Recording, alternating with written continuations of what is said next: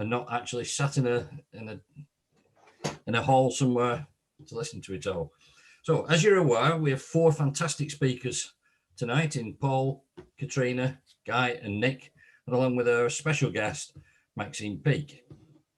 But before we proceed with the speakers, I'm going to avoid the fire drill announcement. But if your alarm does go off, just leave your property. Not like last weekend when one of our presenters rang me Saturday night to say the fire alarm was sounding in the studio. What should he do? I said, are you ringing from outside? He said, no, why? I said, because that's where you should be.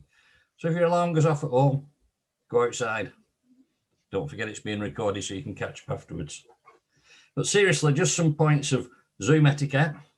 You please ensure that you set yourself to mute so the speakers are not accidentally or intentionally interrupted, and that any background noise like the dog barking are kept to a minimum. Given the numbers online, it's not feasible to have spoken contributions, so could we ask that any questions be taken via the chat notes? So at the bottom of your screen, there should be a chat column. If you put your questions on there, we'll be watching them, and we'll come back to the questions once all the speakers have finished. So I'd like to start by introducing our first speaker, Paul Salveson, local historian and author, whose pamphlet, Will You Come a Sunday Morning, brought the story of the 1896 trespass to public attention in the 1980s. He has many other publications. He's a visiting professor at the University of Bolton and Huddersfield. That's not bad for a Thornley pupil. So thank you, Paul. The floor is, the Zoom is yours. Thanks, Keith. Well, we're a clever lot from Thornley, aren't we? Well, thanks very much for sharing this, Keith, and particular thanks to Chris. I'm glad I'm not in your shoes, I must say, in trying to manage this. So thanks for asking me to speak about what was Britain's biggest ever rights of way battle. Much bigger than Kinder Scouts. And I remember talking to Benny Rothman, who led the Kinder Scout trespass in 1932. He joined us 50 years later for our own commemoration. And he said, well, yeah, yours was so much bigger. How come it's been completely forgotten? And in the early 80s, people had forgotten that this event, which didn't just happen on one occasion, it happened over 3 weekends and also Wednesday afternoon, involving thousands and thousands of people, nearly all local. And I think that was one of the reasons why it really didn't capture the national attention. It was very much a very significant event, but a very local event. And so let me tell you the story of it. And if I go on too long, Keith, please tell me to shut up, or my time's running out. I first found out about this event when I was doing some research on Alan Clark, the Bolton writer, dialect writer, cyclist, journalist, philosopher, and much more, who wrote this amazing book called Moorlands and Memories, published in 1920. So I was reading it, this would have been about early 80s, and he referred to an event in September 1896 when 10,000 Boltonians marched over Winter Hill to reclaim a right of way. I thought, well, that's amazing. You know, I've never heard of this. And this was at a time when there was lots of interest in Kinder Scout. It was coming up to the 50th anniversary. There were lots of plans being made to commemorate the 1932 mass trespass, which only involved a few hundred people. This involved thousands. So not saying this in any spirit of competition with our friends in Derbyshire, but we were bigger than them, has to be said. So what happened? Back then, in the 1890s, all the land around Winter Hill was owned by Colonel Richard Ainsworth. His claim to fame was really making his money through the bleach works in Halliwell. He became a very wealthy man, nouveau riche, we might say. Not a particular popular person, seen a very anti-union employer, in some ways paternalistic, but not a very nice sort of paternalist, to say the least. And so he owned the land, and he liked to, if you like, put himself forward as the lord of the manor. He liked to go out grouse shooting, each August, and all these people walking across his land were a bloody nuisance. So he decided in August 1896 to put a stop to all that and to get rid of the peasants. And so he put up a sign saying trespassers will be prosecuted in a gate across the road over Winter Hill. Now, this is where I'm going to bring in my high-tech props. Can you see that? Basically, it shows you where the route of the trespass went, and that's where all the fun happened, the gate. And it was from there up to Winter Hill, off Coalpit Road, that Ainsworth closed off. And actually, you know, you could say it was good for the local economy because he recruited additional gamekeepers to keep people off. So he thought, well, you know, he was a great I am, he could just get away with this. But there were ructions, not just amongst the hoi polloi, but even in Smithills Parish Council, which he was chairman of back those days. And they only had chairmen, by the way, they didn't have chairs or out like that. And they had a meeting and they said, well, we're not very happy with this, we're going to have an inquiry. Now, Ainsworth took this as a personal slight and, you know, really lost his rag at this meeting and said, well, you know, it's my land, I can do what I want with it. But the local socialists had other ideas. Back then, the only socialist organisation in Bolton was a Social Democratic Federation. Back then, social democracy meant a different thing to what it means now. The Social Democrats were on the left of the spectrum. They were the sort of Marxists, if you like, led by a local clogmaker called Joe Shufflebotham, which sounds as though it's out of a sort of Victorian novel, really, doesn't it? But he really was called Joe Shufflebotham, and he was a clogger and lived in Astley Bridge. And so a day or so after the meeting of the Smithills Parish Council, the socialists had their own meeting and they said, well, never mind having a public inquiry into all this, we're going to take some direct action. And so they resolved, they didn't revolve, maybe they did revolve, to do something about it. And so it was decreed, if I can find the reference, that the branch advertised in the local paper that they intend to test the right of way over the moors to Winter Hill and members to meet at the bottom of Halliwell Road at 10 p.m. prompt on Sunday next, September the 6th. And so nobody had any idea if who would turn up. But as it happened, it was a nice sunny September morning. And at the bottom of Halliwell Road, where the junction goes off to up Blackburn Road, there used to be a pub there called the Waterloo. A few hundred gathered, which I thought was probably quite a respectable turnout. So Joe Shufflebotham spoke, Matt Fair, one of the other SDF members, and basically they set off in good spirits up Halliwell Road. But the really interesting thing about this is that as they went up Halliwell Road, more and more people joined in from all the side streets, all of which pretty much are still there, often named after poets and other literary figures as you go along Virgil Street and so on. By the time they got to the top of Halliwell Road, this was really the heart of working class Bolton. The march had swelled to 10,000 people. It was absolutely amazing, and I think nobody was more surprised than the actual organisers themselves.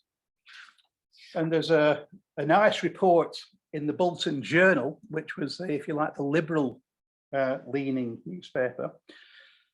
The multitude far exceeded what had been anticipated. Looking from the top of the steep hill leading by the gates of Smithills Hall, the sight was a magnificent one. When the processionists emerged from the valley, you know, the dip where you go down past the school now, when they emerged from the valley, the road was literally a sea of faces, and the multitudes comprised thousands of persons of all ages and descriptions.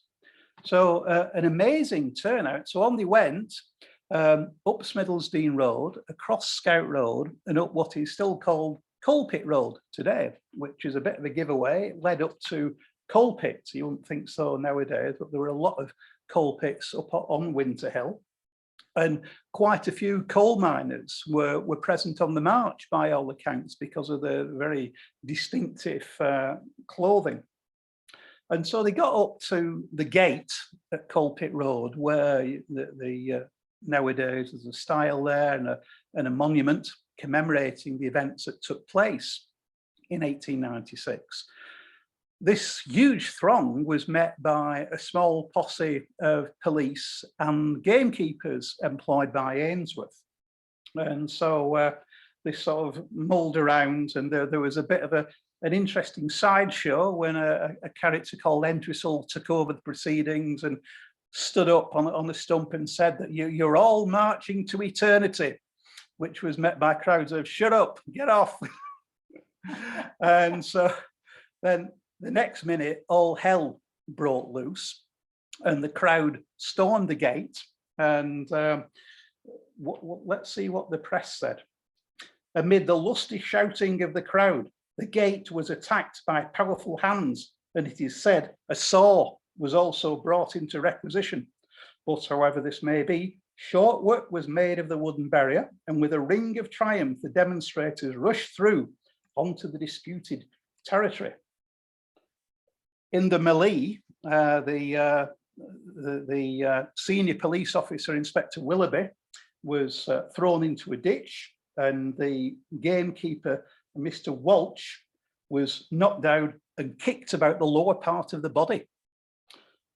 He lost his notebook where he'd been writing down the names of the leaders so they could possibly have a future prosecution, and he got ducked in a nearby stream.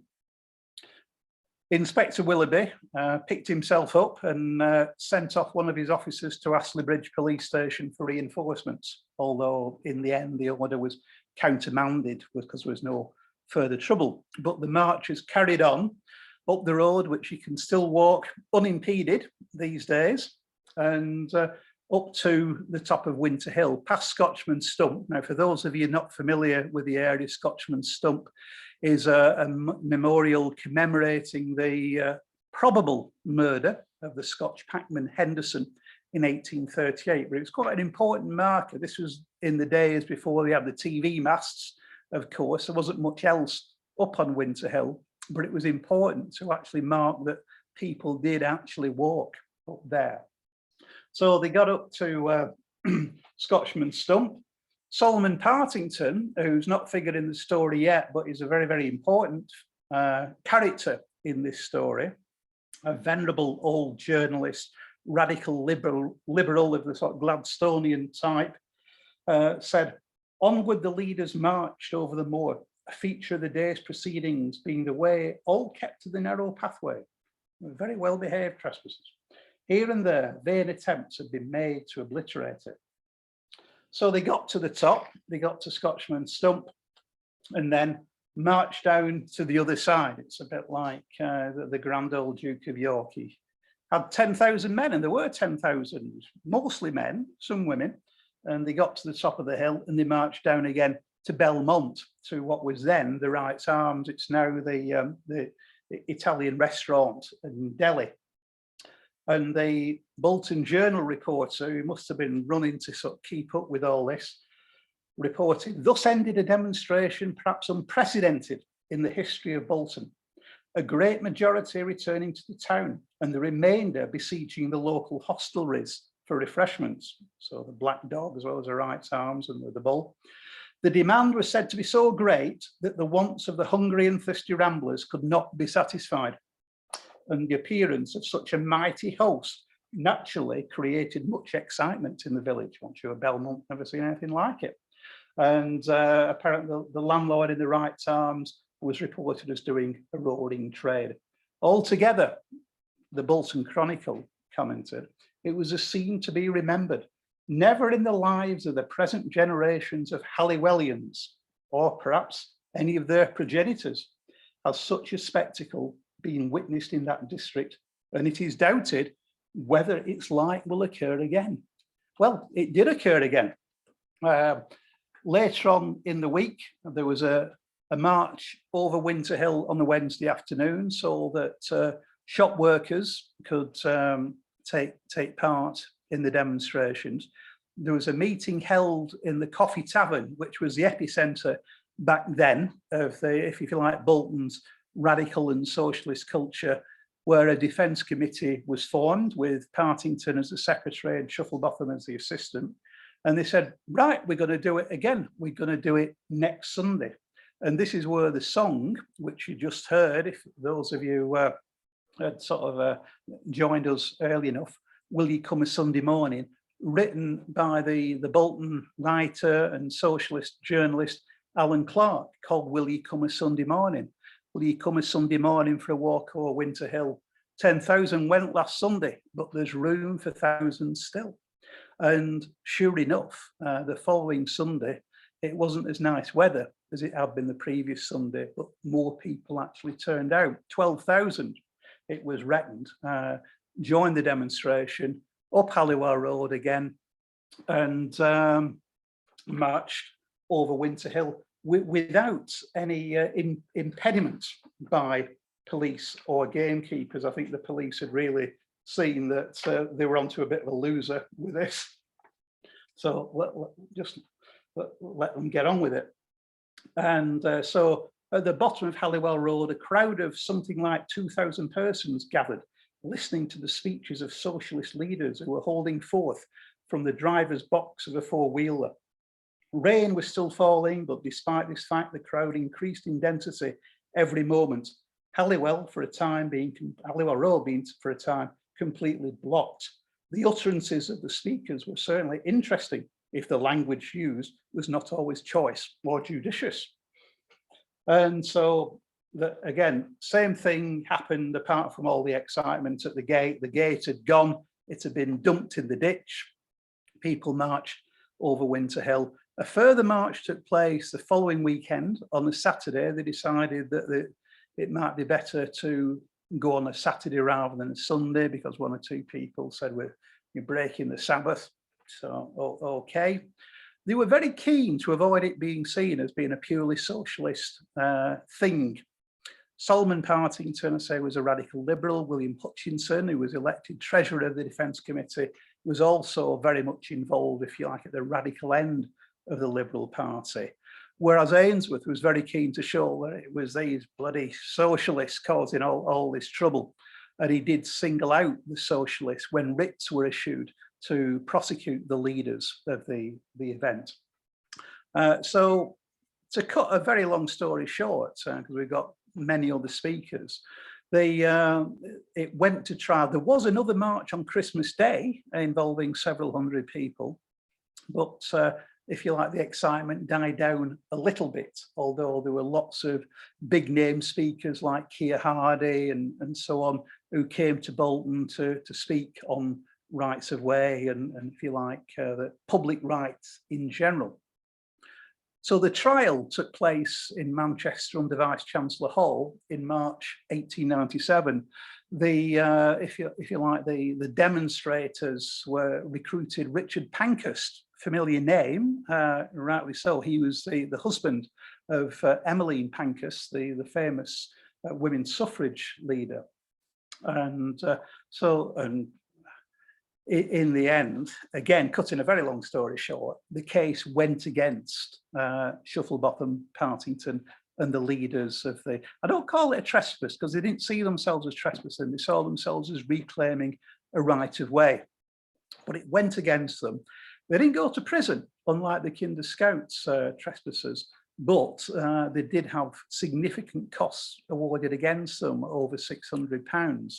And there was some disputes as to where that money went. Partington never got any money and he had to find quite a significant amount, about £300, to pay off his fines.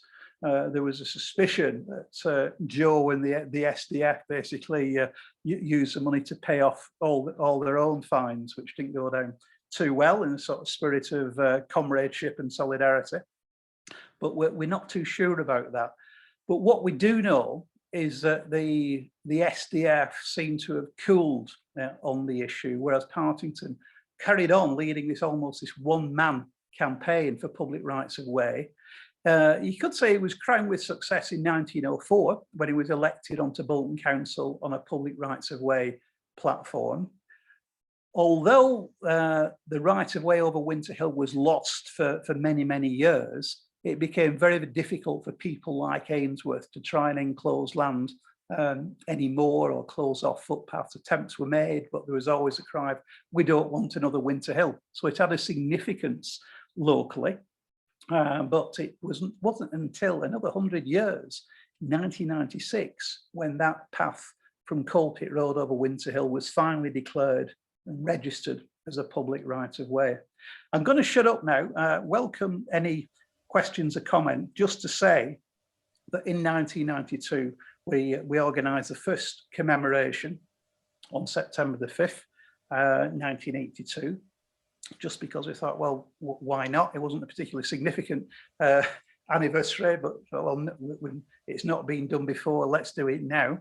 And there was a further event in 1996. So lots of things went on both in 1982 and 1996. Back in 1982, we had a very young Maxine Peake joining the march with my good friend Jim Taylor, who I knew from the Communist Party in Horwich.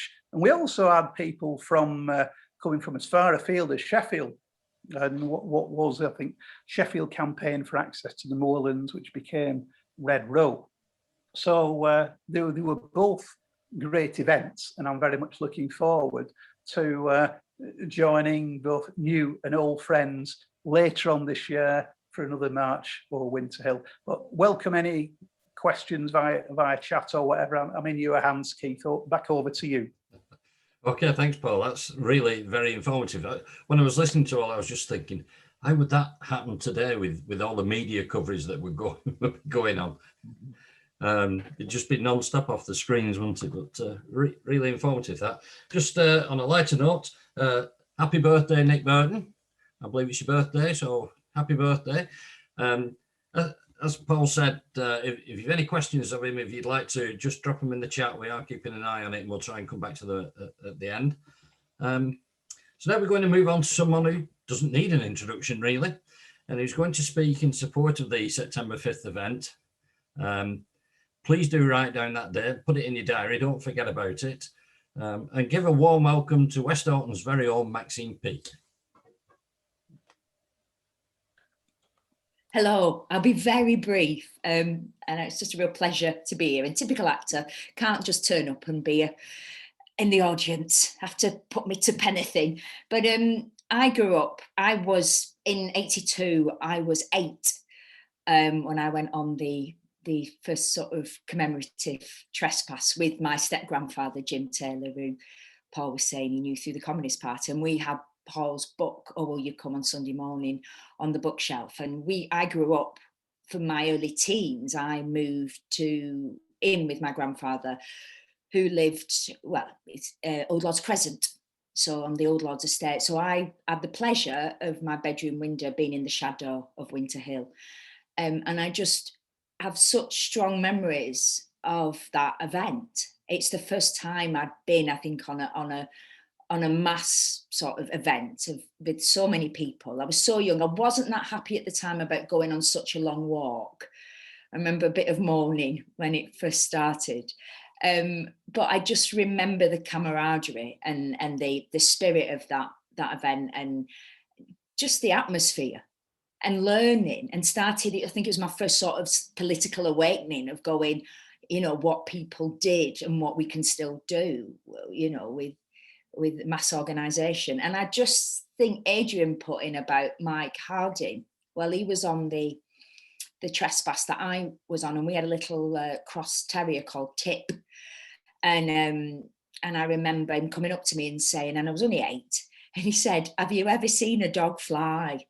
And I said, "No, I haven't." And he went to kick her up the bum. I mean, he was never going to kick her up the bum. It was a joke, which I didn't find very funny at all. I think I cried for about 5 minutes. So that's my Mike Harding story. So I do remember him there. But we still have to fight for our rights of way. It's not gone away, you know, and I think it's so important that we keep the memory of Winter Hill alive, and the amazing work that Paul does with that. And just to say to everybody, let's get out there again. Let's keep fighting for our right to roam.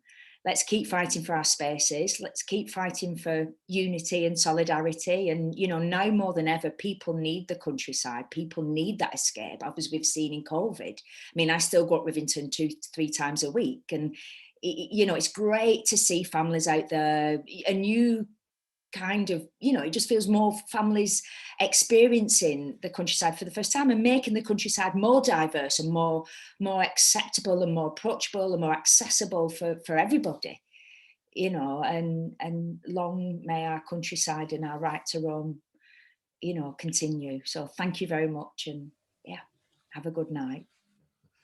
Thanks for that, Maxine. Hopefully you'll be able to have a bit of room in your diary on the 5th of September, although I think by the time everybody's back down from lockdown, you'll be a bit busy. But hopefully you'll be able to join us. So our next speaker, can we welcome Dr. Katrina Navickas? She's currently writing her 3rd book on the contested history of public space in England.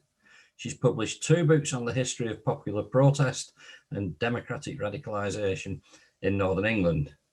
She's also researching landscape change and energy infrastructure in the Southern and Western Pennines. Welcome to Bolton, Katrina.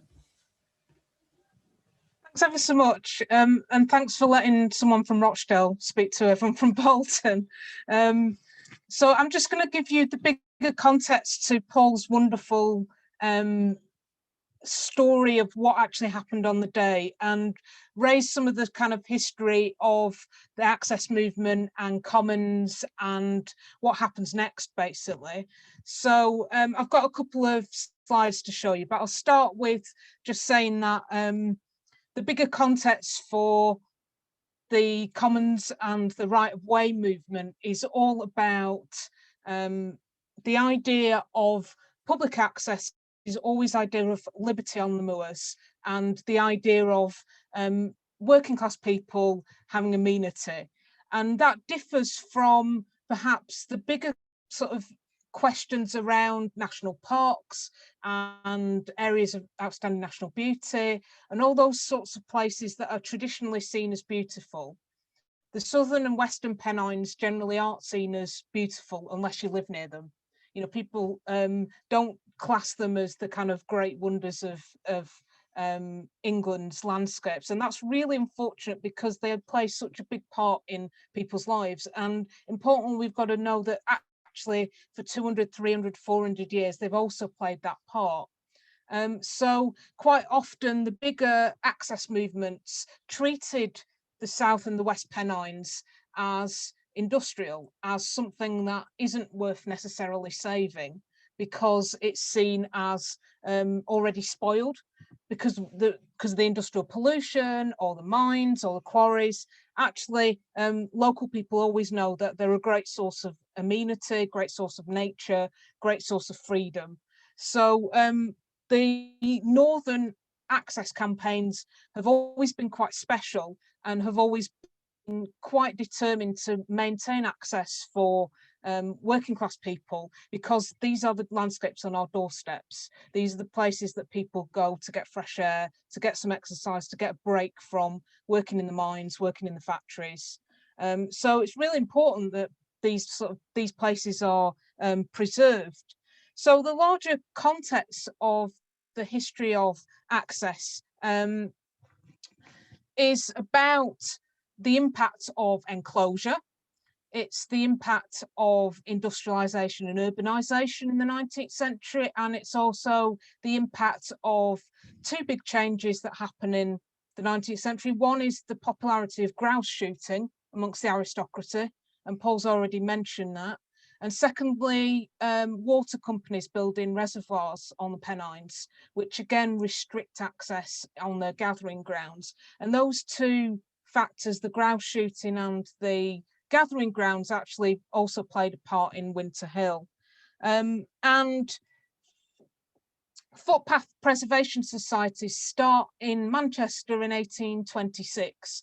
So people already in the early part of the Industrial Revolution are already thinking about the impact of large factories, large population growth in urban areas, and needing that access to those traditional rights of way, those traditional footpaths. And it's Manchester that has the first society, and they're obviously campaigning for the maintenance of footpaths, against landowners stopping up footpaths all around Greater Manchester. So there are campaigns around Bolton in the 1820s, 1830s. So people are already really aware of the importance of footpaths. But what happens in the 1850s, 1860s is that quite sort of working class grassroots campaign becomes taken up by middle class groups in southern England. The Commons Preservation Society and various other groups who see it as a political and also a social necessity to have associations that build up campaigns against stopping up of footpaths and preservation of commons throughout Britain. So there's always tension, actually, I find in my research between the much more grassroots northern groups who are campaigning and the southern more middle class groups who are also campaigning for commons. And that sort of comes and goes, but it's interesting actually that the direct action really starts again in the north and in Bolton and in various other places in the 1890s. So I'm just, if I can, I'm going to share my screen of a couple of just archive material. Hopefully this will work. Yeah.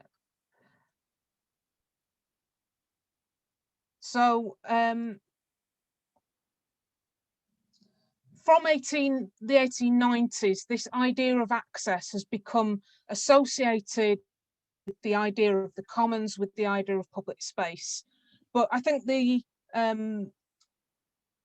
idea that emerges at that period almost sort of makes people sort of think about the commons and public space as commonly owned, and that's actually quite a misnomer. And most people today, if you say common land to them, a lot of people assume that it's publicly owned. Actually, a lot of common land, and we'll hear about this from Guy and Nick, is privately owned. And that's the issue at Winter Hill, is that it's a private landowner who's stopping up access, as they had the legal right to do. So the battles over commons access are quite often with private landowners against people who assume that they've got rights of way, but also a more general right to roam. But we've never really had a right to roam in England and Wales. It's not a statute right. It's not a legal right of roam. We have various customary rights that are associated with specific commons and with specific rights of way, but there's no general right of access through England and Wales.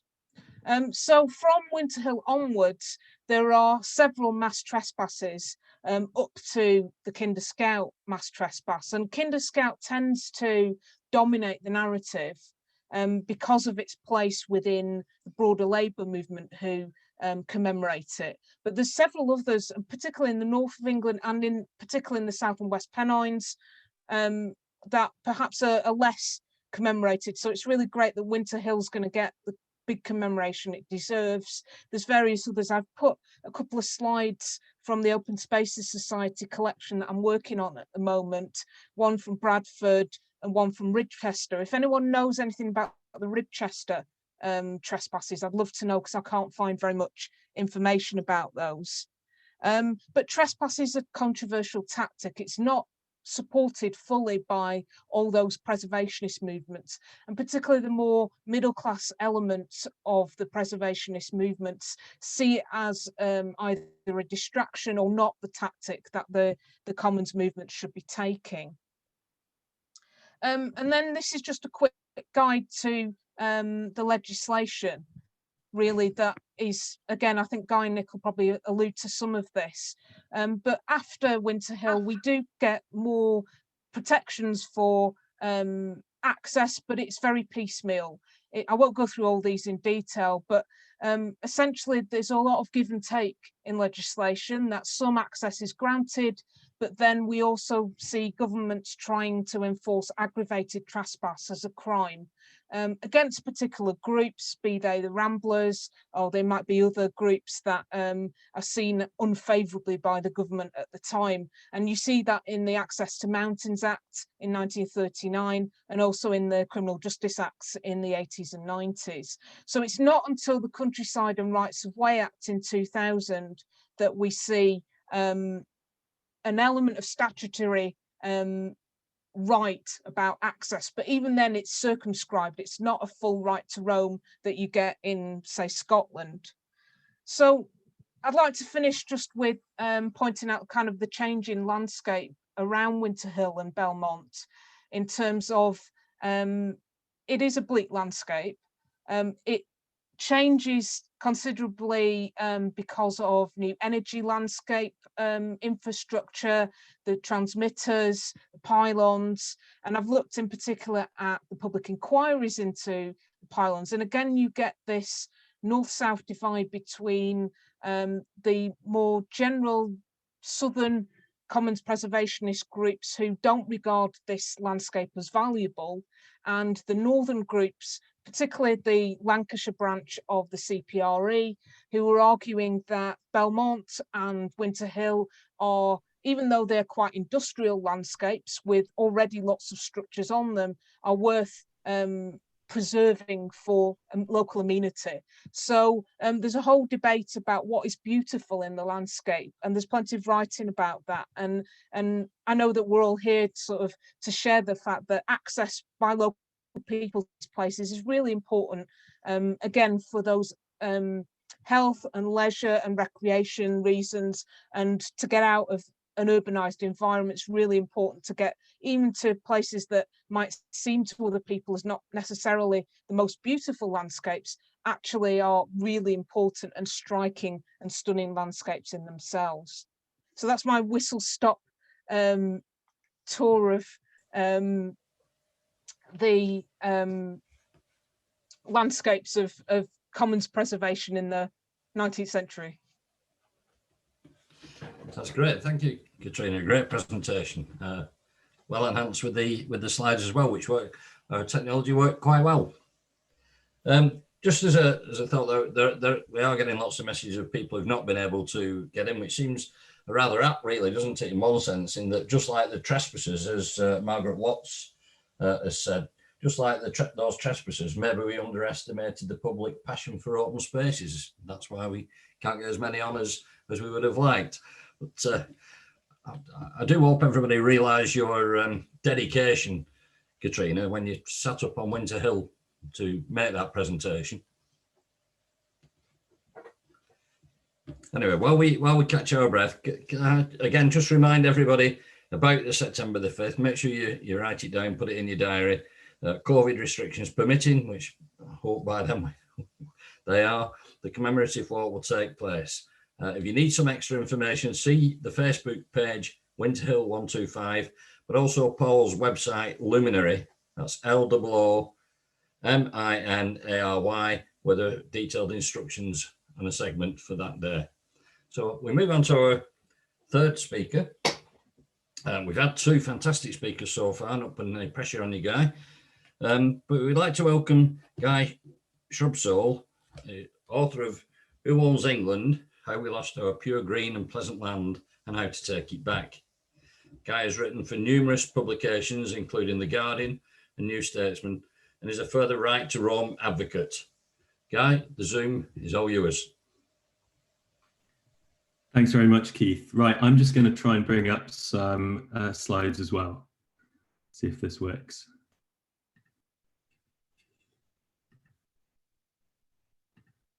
Right, hopefully everyone can see that. That is the front cover of my book, Who Owns England?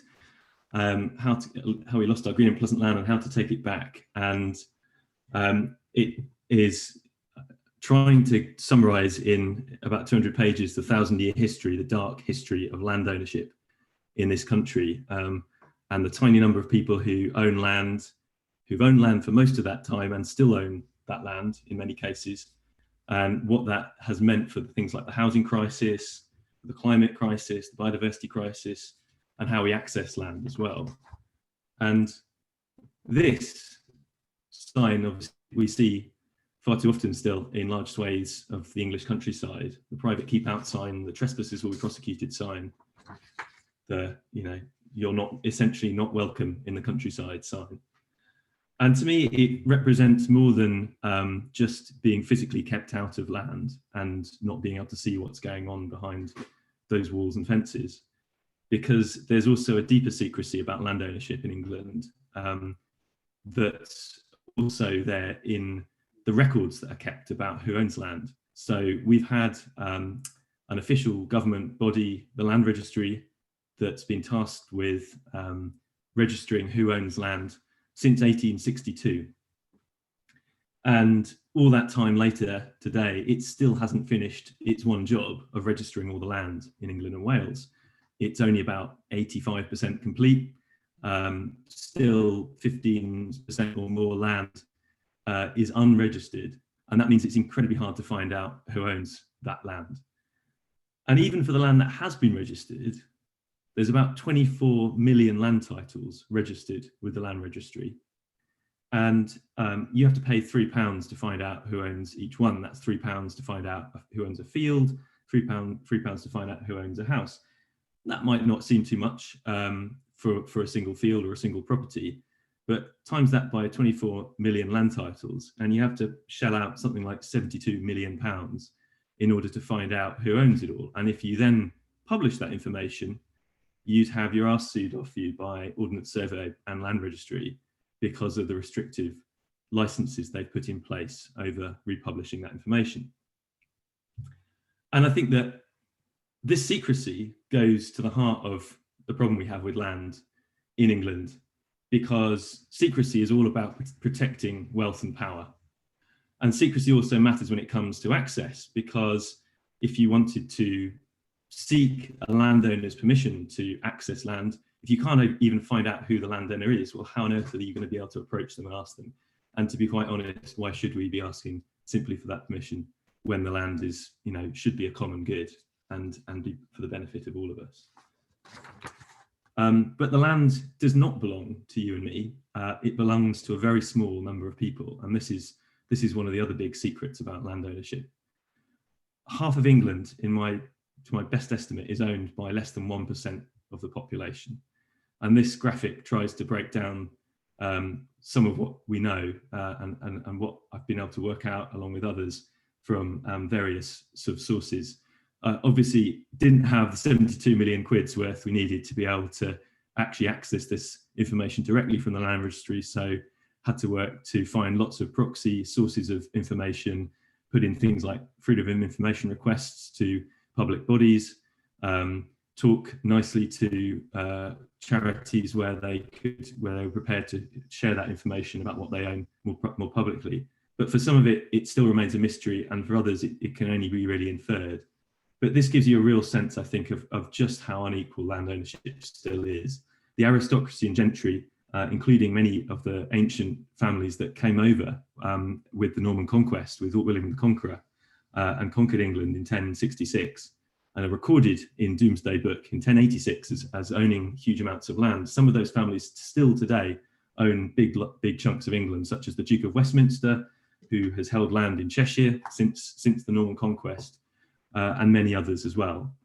And you compare that to some of the types, the categories of owners further up that chart, with smaller amounts of land, obviously accepting the royals and the Church of England, who are obviously extremely important and wealthy landowners, even though they perhaps own a lot less than they did in the kind of their heyday in history. But homeowners, you know, we're told that we're a property owning democracy, that we all have a stake in the economy. It's clearly not true. Even for those who do own homes, that comprises about 5% of England, vastly outweighed by a few thousand members of the aristocracy and landed gentry. So it's a hugely unequal situation.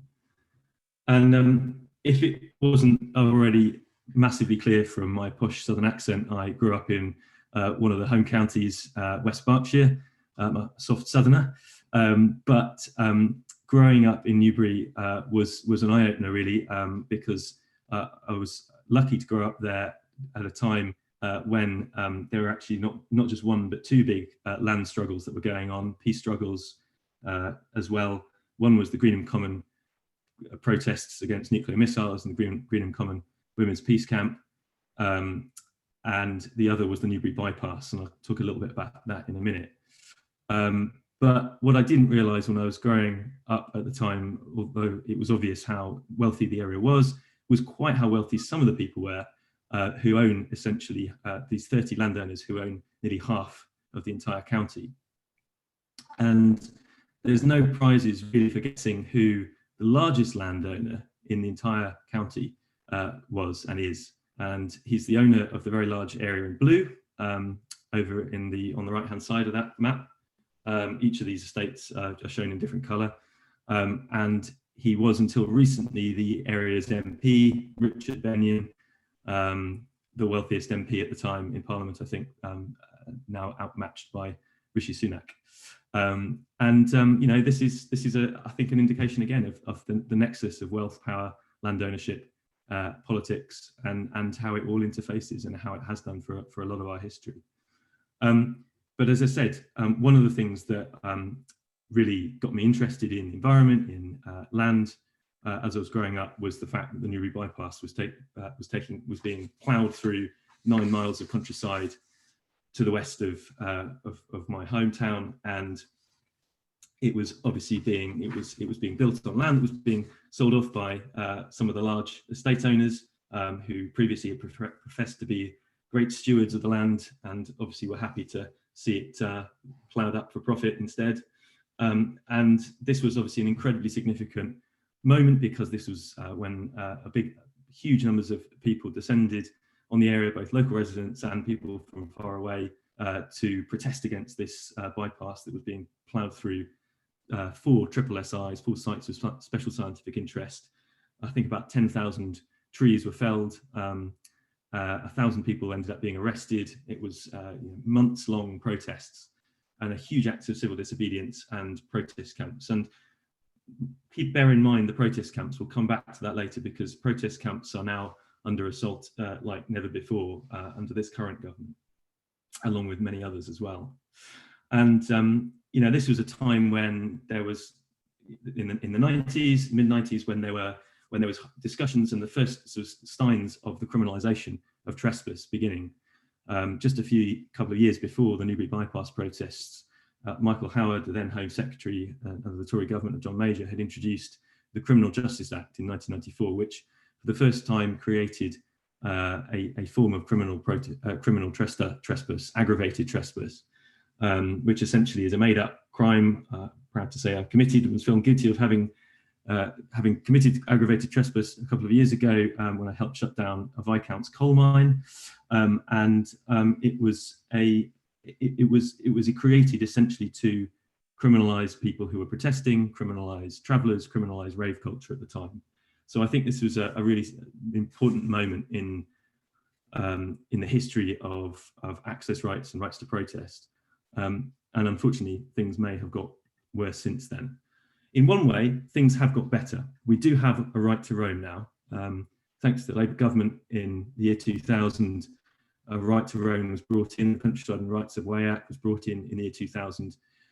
But this created a right to roam over mountain, moorland, heathland and downland, as well as further enshrining rights to access to common land, some of which had been enshrined previously, and set up what is now become the England Coast Path. But it only covers about 8% of England. Those areas in green, you can just about make out Winter Hill, I think, probably in there, where there is a right to roam, and obviously other parts of the Peak District and the Pennines, the Lake District and so on. But of course, many of those areas are quite far from where many people live. And so what we're left with is, compared to what has happened over the border in Scotland, where there has been since 2003 a full legal right to roam, we in England have settled for far less. We've settled for the crumbs on the table. You know, it's a great thing that we have a right to roam, but it is unfinished business in the eyes of myself and Nick, who will be talking more about the Right to Roam campaign in a bit. But it's even worse if you want to go wild camping. I live currently in Devon, not far from Dartmoor, and Dartmoor is the only place in England and Wales where there is a legal right to wild camp. Now, obviously, wild camping, the spirit of wild camping, you leave no trace. You arrive surreptitiously, you leave surreptitiously. You try and do so without causing a fuss and without needing the permission of the landowner. And often the landowner will turn a blind eye to it when it happens. But increasingly, I think we're seeing moves against wild camping, concerns about it. Some concerns, about litter and fly camping and so on, are totally understandable. But to be able to go out and experience a night under the stars, to be able to experience nature fully, I think we need really a right to be able to go and get out there and be able to experience it and live in it, as well as being able to walk in it. And I feel very lucky that I live somewhere now where there is an ability to go and wild camp on the moors out on Dartmoor. But it's just a great shame and sad that it's nowhere else is it legal, apart from, of course, in Scotland again, where people, since 2003, things have come forward a great way in Scotland, and we could do a lot to learn from their example over the last 20 years. Unfortunately, as much as we need a right to roam and an increased access to the countryside, and lockdown and COVID has really just shown how important it is to have access to nature, to have space, to have access to green space, and how unequally distributed it is. This government seems to be going in the opposite direction. These are bus shelter posters from Sheffield highlighting the campaign against the criminalisation of trespass, because in the Conservative manifesto for the 2019 general election, there was a single chilling line in there which just simply said, we will criminalise intentional trespass, or we will make it a criminal offence.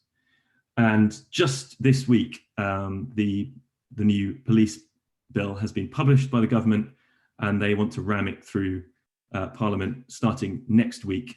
And these contain measures to criminalise trespass, specifically with intent to reside. And so this has a particular impact and is indeed intended by the government to effectively criminalise the way of life of the traveller community. That in itself is horrific enough, but it is also has an unspoken intention, I suspect, to criminalise protest camps. All of the anti-fracking camps that we've seen over the past decade, for example, which was so crucial to defeating fracking. Even the government eventually conceding that they needed to put in place a pretty much permanent moratorium on fracking. And all of the Extinction Rebellion protests, for pretty much any form of protest that you can imagine that has involved some form of civil disobedience, this government is now very unhappy with and wants to try and crack down on it. And there are a huge number of things in the bill. I recommend looking at it if you can. Liberty have been writing briefings about it and bringing it out. There is a massive joint letter that's being signed onto by NGOs and charities rapidly to try and raise the alarm ahead of next Monday when the debate begins. But with so little time to be able to change this, we need people to write to their MPs.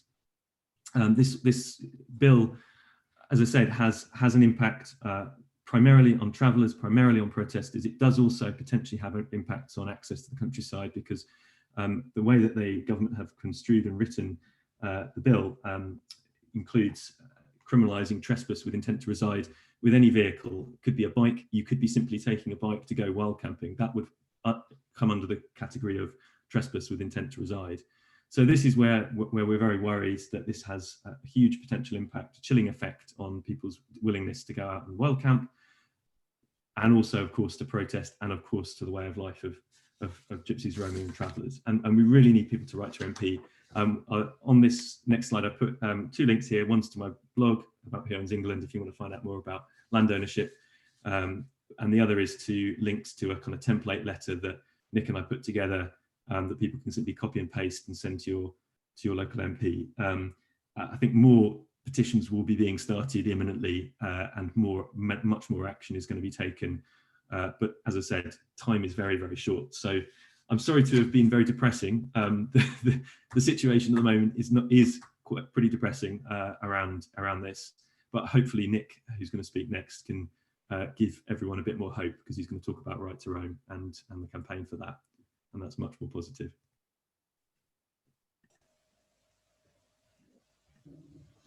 Well, thanks very much, Guy. I wouldn't say it was depressive. It's just very, very knowledgeable and well-researched talk. Thank you very much. Just before our final speaker tonight, can I just remind you all that at the end we're going to try and do some comments and answers to some of the questions we received. Not received many questions, quite a lot of comments, which are obviously going out throughout the chat, but we will try and get some of those at the end. Our final speaker tonight, Nick Hayes, the author of the book of Trespass, the Sunday Times bestseller and the Guardian and Spectator Book of the Year. Nick is a right to roam advocate, and he's very welcome here in Bolton. Take the floor. Hello, everyone. Thanks so much for having me. It's a real honour, I speak for me and Guy, just because we're buddies, to be here. Like, currently we're taking all the heat for the sort of anti-socialist, civil disobedience, sedition, heretical acts at the moment, because it's our mugs that have been in the paper. But actually, we know that it's groups such as yours that have actually kept the flag flying through, for example, Marion Shaw's Right to Roam campaign, through George Monbiot's Right to Roam campaign. We see ourselves as, just the people that have got a lot to learn from people such as yourselves. There are strongholds and strongholds of people that are just keen for direct action all across the country, primarily in the north, I would say, because of the heritage and the the amazing success that has gone before. So we're really chuffed to be here, and hopefully in the questions we can also get an opportunity to listen to your experience as well.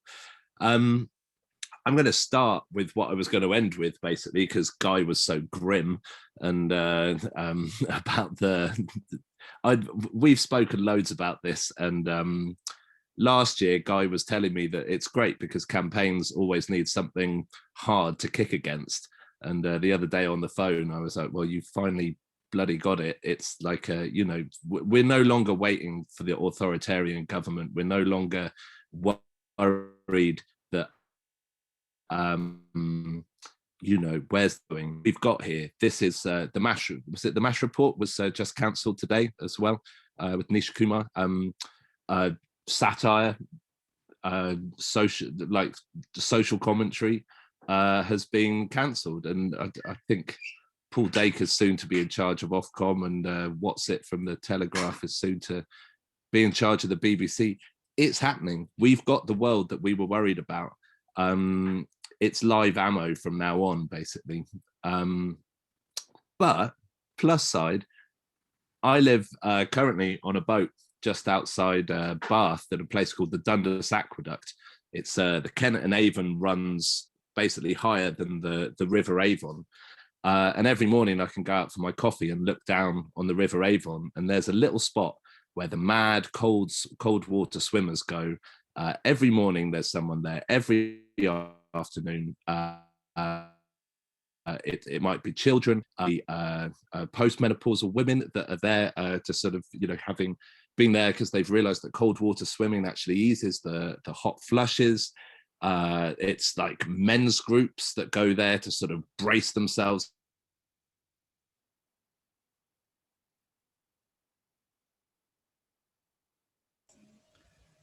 I think, unfortunately, just at the moment, Nick's frozen. I'll just give it a bit to see if we can get him back in.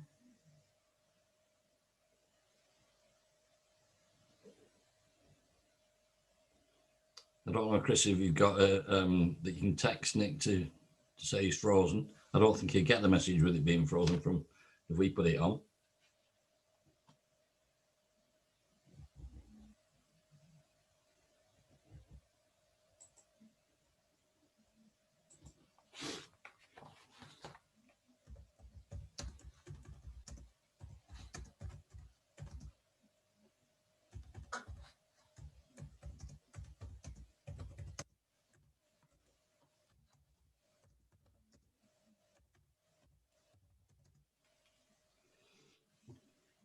I've just texted Nick. I'm sure he's trying to get back on. Yeah. Having internet issues. Not even recorded as being in the meeting at the moment. So. Well, I did suggest he might want to log off and log back on.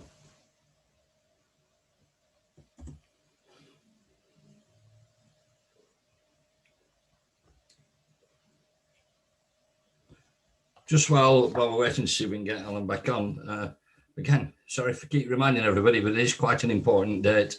September the 5th, COVID restrictions permitting, and the commemorative walk will take place. If you look at the Facebook page, Winter Hill 125, and Paul's website, Luminary, where there are more detailed instructions on his website for how you get on. I'm sure Chris, do you want to jump in now and talk about some of the events leading? Yeah, I will. Paul's website is actually Lancashire Luminary, spelled LOOM. And there's a section of that dedicated to the Winter Hill trespass. I'm just keeping an eye in case Nick tries to get back in. So, yeah, there's a group of us involved in this particular commemoration, and the Woodland Trust, the Bolton Socialist Club, Life from Worktown, which, if you don't know, is a kind of an arts organisation that does a lot of work trying to bring culture to Bolton. Bolton at Home are involved, so we're hoping there's going to be lots of, or in fact there are lots of community-based events in the offing. They're just taking shape now, which will come to fruition closer to the event. At the Socialist Club, one of our contributions is to get a banner made, which Andy Smith, who is in the audience, a local artist, is actually creating as we speak, and that's going to be fantastic. Oh, Nick's back again. Hang on. Yes. I have a message back again, but I can't see him yet. Is he? Okay. Oh, yeah. Nick, can you hear us? I can. I'm so sorry. It's okay. Really, basically, it's very stormy out where I am, and I basically tether the connection to my phone, and the phone footage, the phone reception gets blocked.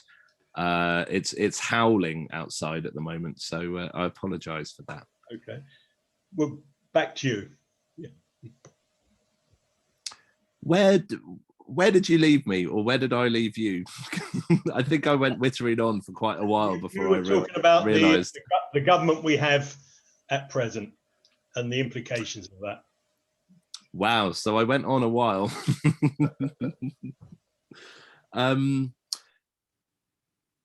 was basically just saying I live opposite or just over the River Avon. Every morning we're kind of woken up by the numerous amounts of people that go cold water swimming there. Yeah. They're there because they're either through experience or through reading. It's become very popular at the moment. They're there because they're sold on the mental and physical health benefits of immersing yourself in stupid cold water.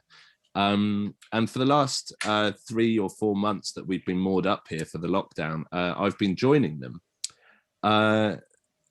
This is the story I wanted to counter Guy's kind of sense of, imposing doom, because the spot that they use just directly opposite our boat is actually owned by a private school that charges £6,000 a term for the students. There's barbed wire there. There's 2 signs that say private, no entry. The thing is, the place is just so damn beautiful. It's so damn accessible. It's just off the towpath that people have just kept coming back. There's a history of people using it. And short of armed patrols, tanks, drone security, there's nothing the private school can do to block people from this nature that they love so much and they've become so accustomed to. The land doesn't belong to them, but crucially, there's a sense, certainly around this spot just outside of Bath, that we belong to it. Watching people there is the thing that has given me confidence that there is a surge, and certainly COVID has had something to do with that, and the lockdown, that people have suddenly woken up, not just to how desperately we need open spaces, but also they've been walking the same old rights of way for the last, since March. People are starting to look over the fences and realize what Guy has told us, just how much land is forbidden from us. So for me, like, I just can't help feel positive about it. The answer lies in essentially 10,000 people joining in the 100 people, as you so brilliantly spoke about, Paul. I mean, those kind of stories make my spine tingle. When people come together, it's a force of nature, and it's as unstoppable as the River Avon that flows beneath us. And that might sound utopian, but I just mean it in a pragmatic way. That's what happens.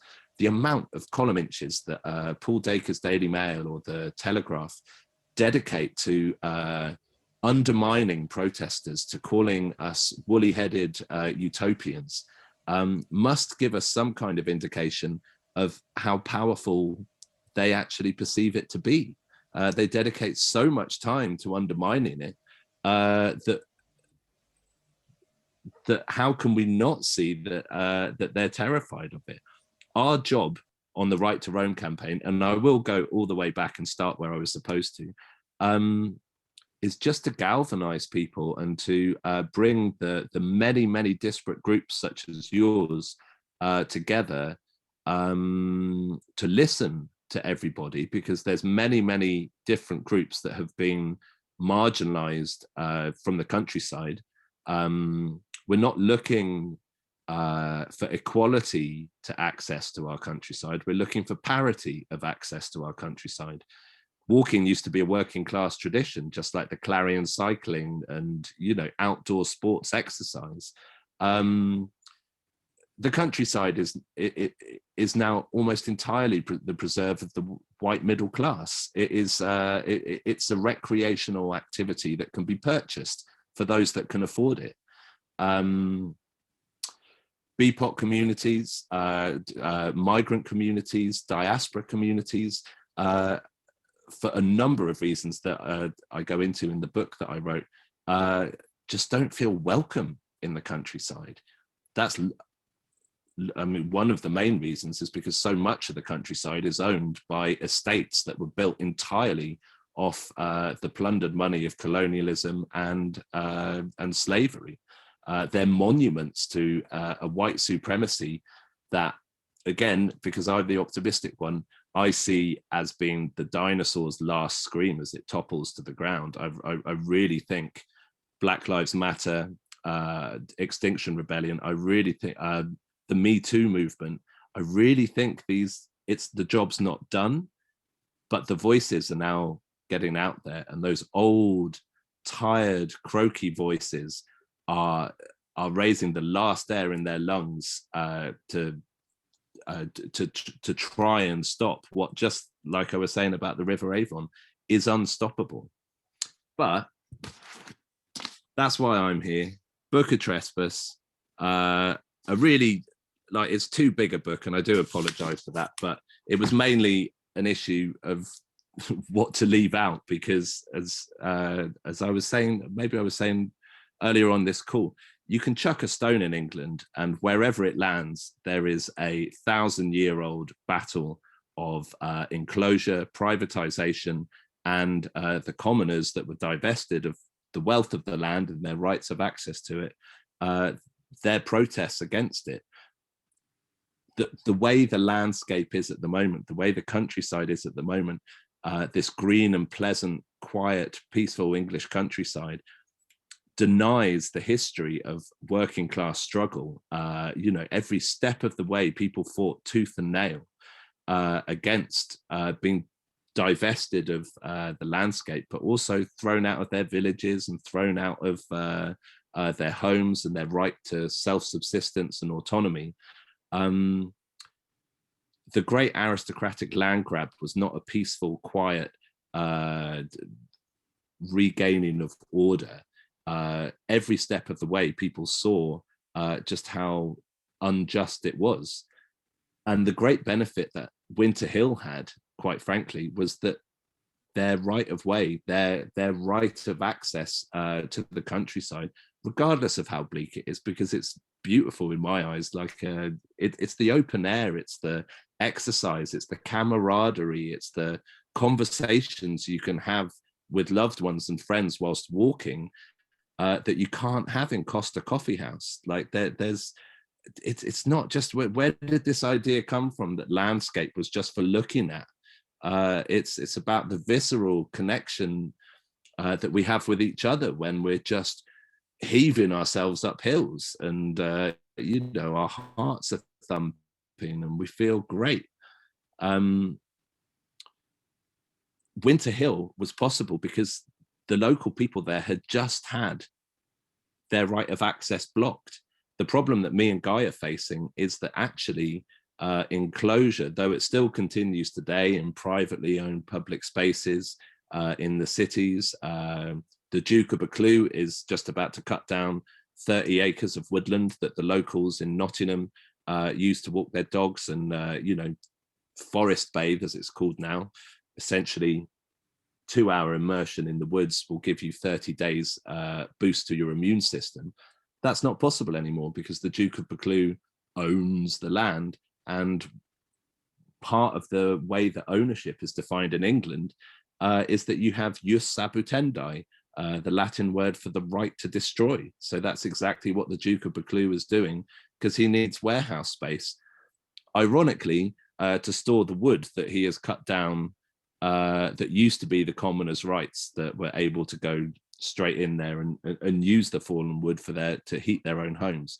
You can now buy the wood at £95 per cubic meter, which, if you know anything about the context of how the Duke of Buccleuch got that land, is just a almost sick irony. Workhouses were created around Nottingham that they put the people the peasants, the commoners, the people that lived autonomous lives, growing, feeding their cattle, keeping their bees, like taking their pigs to feed on the mast. They lived autonomous lives before these fences and walls went up. And when they did go up, they built workhouses for people to essentially be imprisoned in. So my book uses the act of civil disobedience of trespass to look behind the walls and really tries to look into the 1,000-year history of how we were excluded from this landscape, but also delves into the particular fascination I have of what it is, what is this obsession that people have of possessing something entirely? What is this word dominion? Like, why do people fully believe that something is theirs just so long as no one else can have it? Why don't people want to share? What is the difference between something belonging to you and you belonging to it? And so the book is me hopping over as many dukes' walls, lords' walls, politicians' walls. Definitely Richard Benyon was a prime target, because I also grew up about 10 miles away from Guy in West Berkshire, in just a landscape. It's the Wind and the Willows landscape, basically. It's Watership Down landscape. Those were two of the books that were written around that area. And I love it with all my heart, except for 12,000 acres of it, that's Richard Benyon's right to walk on, to swim, to kayak, to climb, as if he does any of that on his 12,000 acres. So one of the climaxes of the book was me, essentially, I'd written him a lot of letters and I hadn't had a reply. So I found an old rule essentially created for people with second homes, that you can re-register your voting address to another one of your homes. So I asked my folks, could I register my voting address at theirs? And all of a sudden I qualified to go to an MP surgery. And it was the first time I'd met a landowner. He owns 12,000 acres of England, but also 20,000 acres up in Scotland. The phenomenal thing is that you can still own this land. But in Scotland, the way your ownership is defined does not include your right to exclude the general public from the mental and physical health benefits. So I try and pull in the way I see how land and its ownership and the exclusion of certain types of people ties into and kind of buttresses and undermines these kind of fault lines in English culture: class, race, gender, how they tie into these notions of possession and exploitation, and how that has a sort of interaction with the environment and how we've treated that as well. And probably about 3-4 years before either of us really got stuck into writing our books, me and Guy met and had a discussion that was essentially like, we both realized we were going to do these books.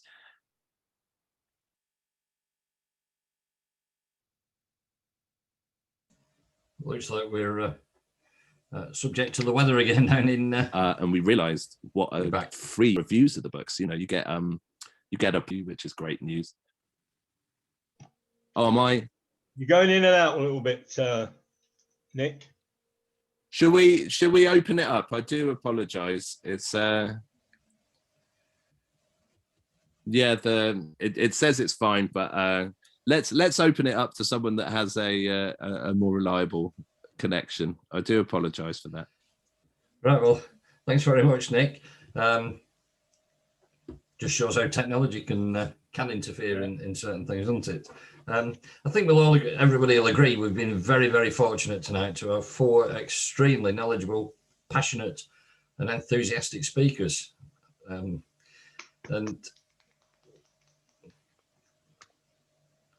hopefully we'll have a bit of time to respond to. There haven't been many questions. There's been quite a number of statements, not many questions.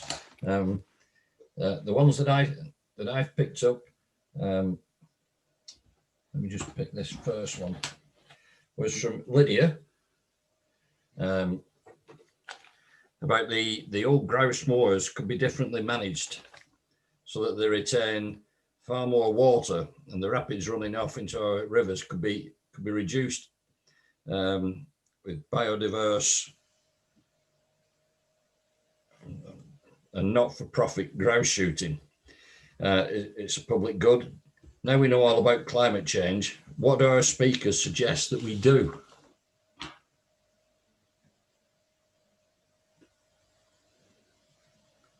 Chris, do you want to get somebody to pick that up? Yeah.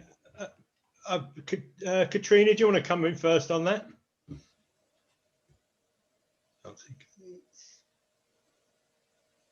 Can't see Katrina. Hello. Oh, there you are. Do you want to respond to that in the first instance, and then maybe Guy and Nick? Yeah, I think obviously we saw the devastating fires that were or were not attributed to grouse management, and I think that certainly grouse management's a problem, particularly for the Pennines. So it is a live question. It always has been. There's opposition to grouse shooting in the mid-19th century, but now I think we see it much more as also as an ecological problem in terms of diversity of ecology on the Pennines. So I think it can be a useful tool for us to argue for accesses that actually we need to diversify the ecology of these places rather than the quite sterile environment sometimes that grouse shooting enforces. That's great. Any of the other speakers, any comments on that? Yeah, sure, I can chip in. I mean, I think moorlands are beautiful, but I do also agree that I think they could be wilder in a way that is also that has more nature, that has more biodiversity in it. And I think there are many different ways to, there's different approaches to hunting and shooting that could even continue, but do so in a much more ecologically beneficial way. In places like Scandinavia, there's a much more kind of wilder form of hunting that goes on there, it actually takes a bit of skill to go up and stalk moose and shoot some of the wildfowl that you get in the uplands of Norway, in the mountains of Norway. But of course, you know, equally many others will say we shouldn't be having this blood sport at all. And we could just be managing the uplands for things like the other things that it brings, like carbon, like nature, like for natural flood management. You know, obviously healthy peat bogs in the uplands are a huge sponge, or should be acting like a huge sponge and controlling flood peaks much better than they are.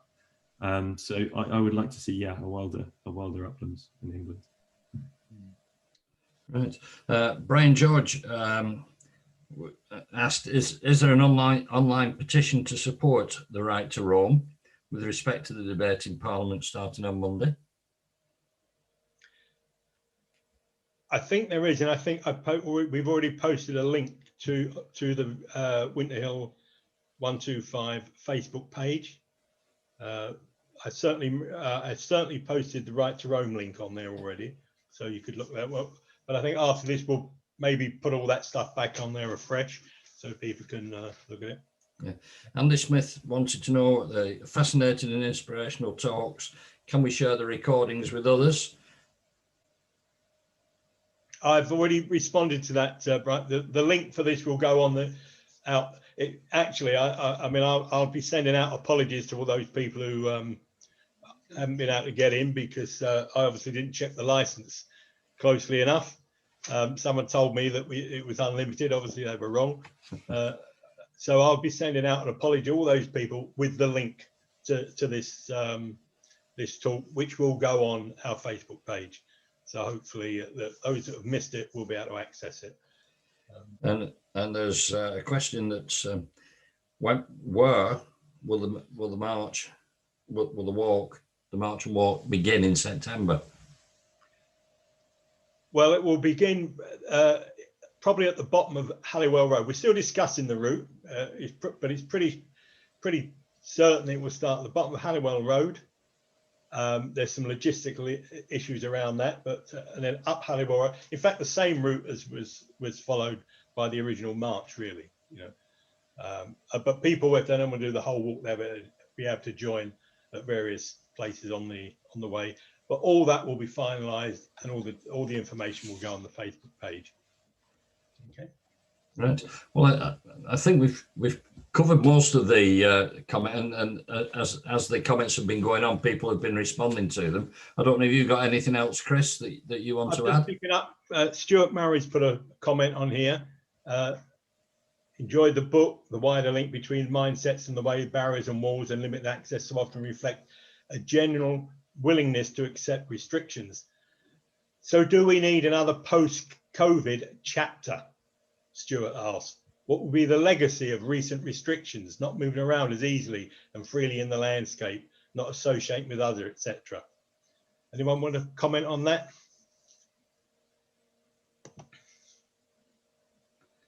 I think that probably jump in? Sorry, yeah. Let me just ask this other one to go with it, because I think Alan has put, do we need a national land rights network? That probably is an answer for that, could be included in this one.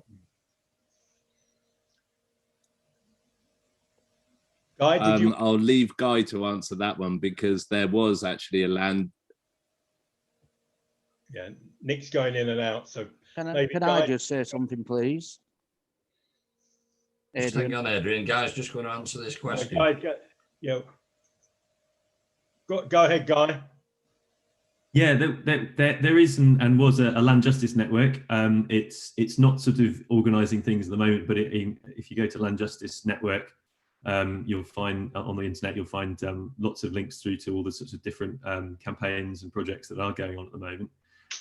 And I mean, yeah, I would say on the question of what's going on, you know, what has coronavirus done in terms of rights and protest rights and so on. I mean, I do think that one of the things that has happened during the last year is a lot more people have realised the importance of getting outdoors, of having access to nature and to green space. And, you know, more people have obviously had to staycation, had to remain in the UK, but you know, perhaps more people, we've ended up discovering more of the beauty on our doorsteps, but also at the same time how, you know, when we saw some of the kind of stuff going on last summer about people allegedly crowding into parks and onto beaches, you know, often people were trying to maintain social distancing rules, but actually we were realizing how little space there perhaps was.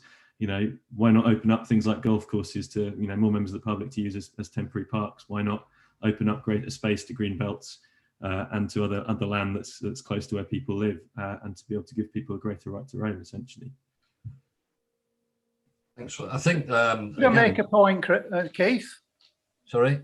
Could I make a point, Keith? Yeah, of course you can, Paul. I think one of the things that we've not touched on is the sort of huge problems of access to the countryside caused by the loss of public transport, going back to beaching cuts in the 1960s through to more recently with the withdrawal of bus services in rural areas. And even if we had complete open access, large parts of the community aren't able to access because we haven't got access to a car. So that's got to change. And one of the things that we're doing in the Bolton area through the Community Rail Partnership, for the first time in over 40 years, there's going to be a bus service to Rivington, one of the most popular, if you like, local tourist hotspots in the Northwest. Absolutely no public transport whatsoever.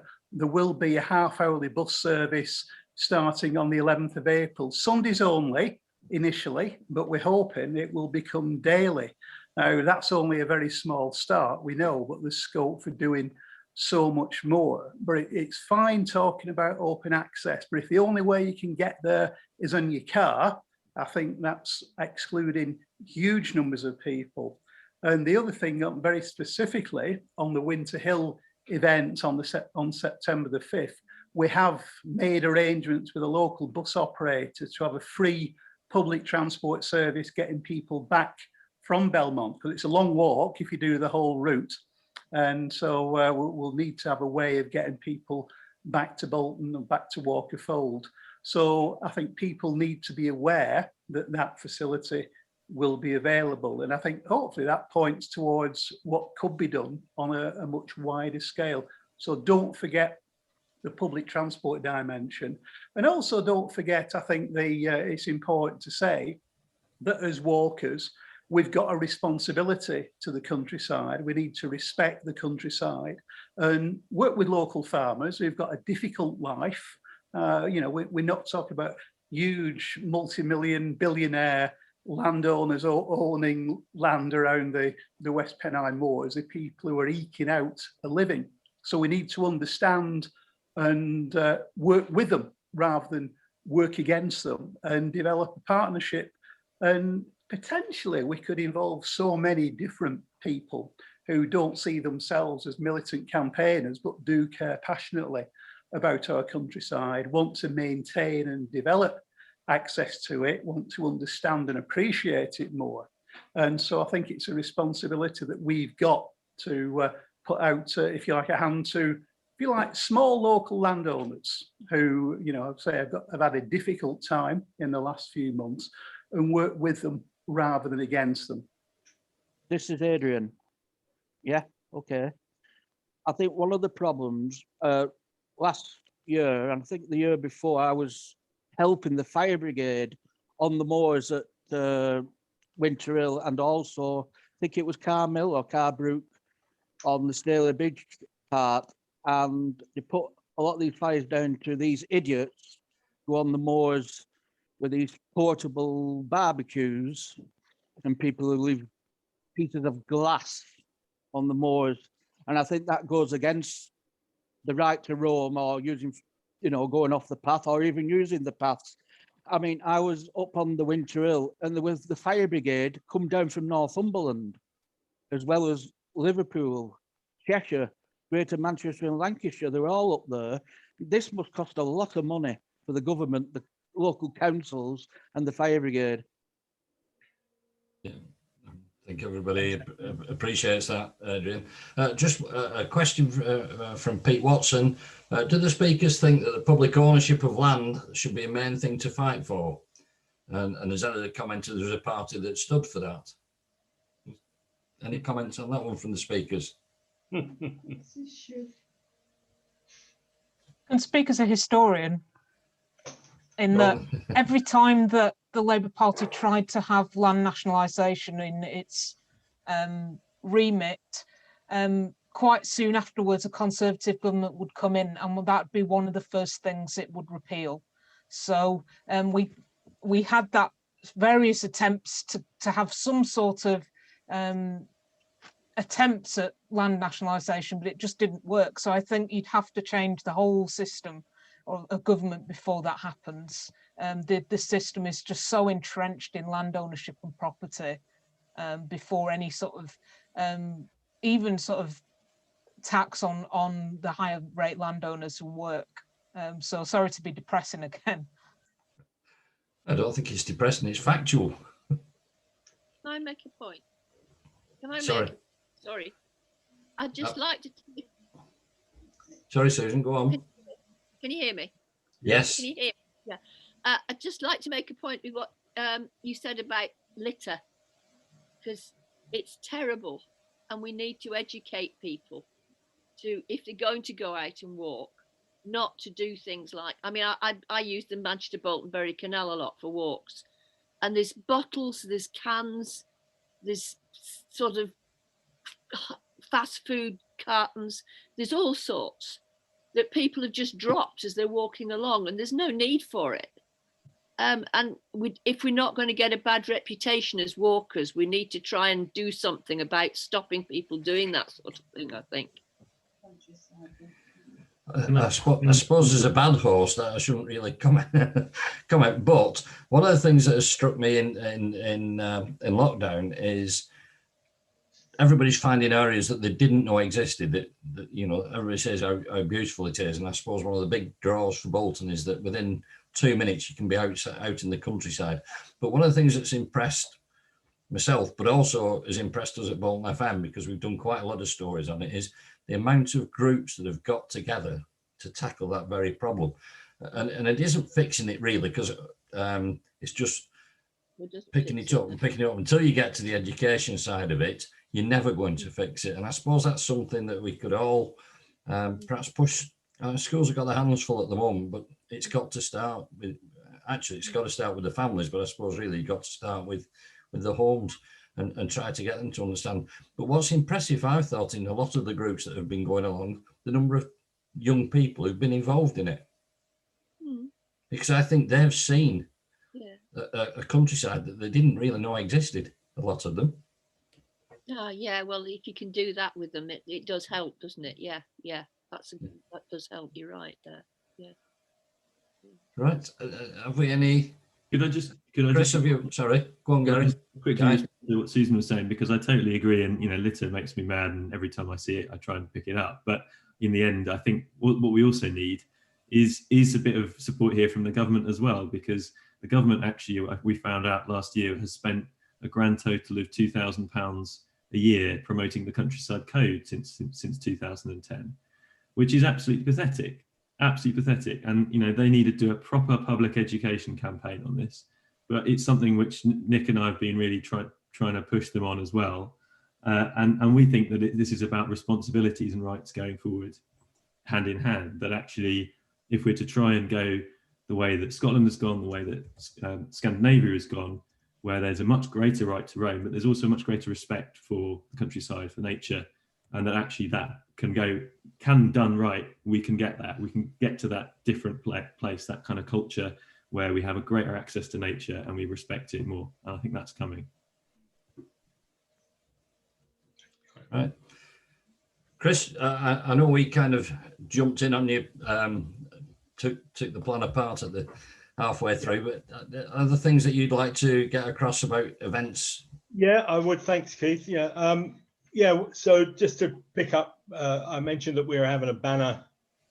We've commissioned Andy, who's in the audience somewhere, West Horton artist. It will be fantastic because everything Andy does is fantastic. And we hope that's going to lead the march up Halliwell Hill on September the 5th. We're inviting other banners. I know Martin Challenger here has gained a lot of support from Unison, both financial and otherwise. And we're hoping that trade unions will bring banners along. We know that other organisations are going to be involved, and we want them to use a little bit like the London Marathon, you know, for a bit of fundraising, you know, for those of them that are doing the walk. In particular, particularly in the light of what's been in the news the last couple of days, we were discussing just the other day, Fort Alice, which does such wonderful work with women suffering from domestic violence, and Endeavour and organisations like that. So we're certainly going to be inviting them along.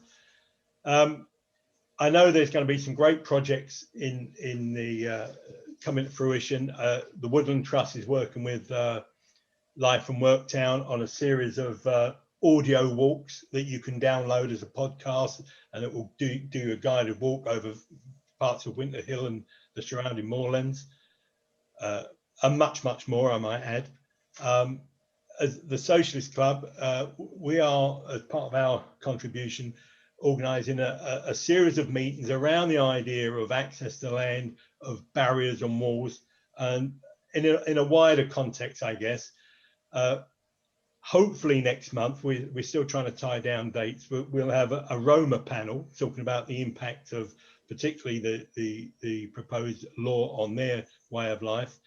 And Damien Labas, who some of you may know, who wrote Stopping Places last year or the year before, and it became a BBC programme. He'll be speaking, and he's organising a panel. His mum, Delane, who's an artist, will also be contributing.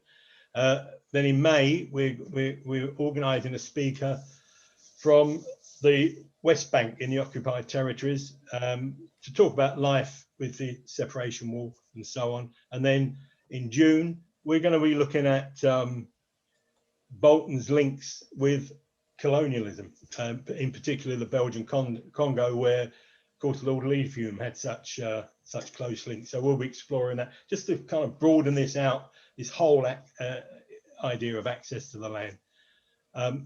So keep an eye. I can't give you dates now because we're still trying to tie down the speakers, but keep an eye on the Facebook page and Paul's website. I've got the emails of everybody here, so I'll email, if you don't mind, I'll use that as an email tree and send out information that I think is appropriate. Just get involved with it in any way you can. We really want it to be a fantastic day on September the 5th. We intend to have a brass band. To make it a real good, loud event. Please come along. It should be great. Can I just say, Keith, as well? I just want to say thanks to our speakers. Maxine's had to nip out early. It's just been fabulous. You know, it really is a great evening. I'm so glad we recorded it so we can get it out to those people who weren't here. And also thanks to you, Keith, because you've done a great job. You're welcome. I'd just like to pass my thanks as well. Some great, passionate speaking, very knowledgeable, and like I said, the passion that comes and enthusiasm that comes out. If we get half of that into it, then I'm sure the whole thing will be a success. Particular thanks to Maxine for coming on in these times, but mainly thank you to the 100 or so people who managed to log on. Just proves that there is a need for this kind of thing to go on when you're having to block out so many people. So thanks very much for the attendance. Thank you. Okay, thank you, everyone. Great stuff. Cheers. Okay, we're still Nick and Guy and Katrina. Thanks so much. It's been fantastic. And please keep in touch. Okay. Bye. Thank you. That'd be great. Cheers. Bye. Bye. Bye. Bye. Great event. Great event.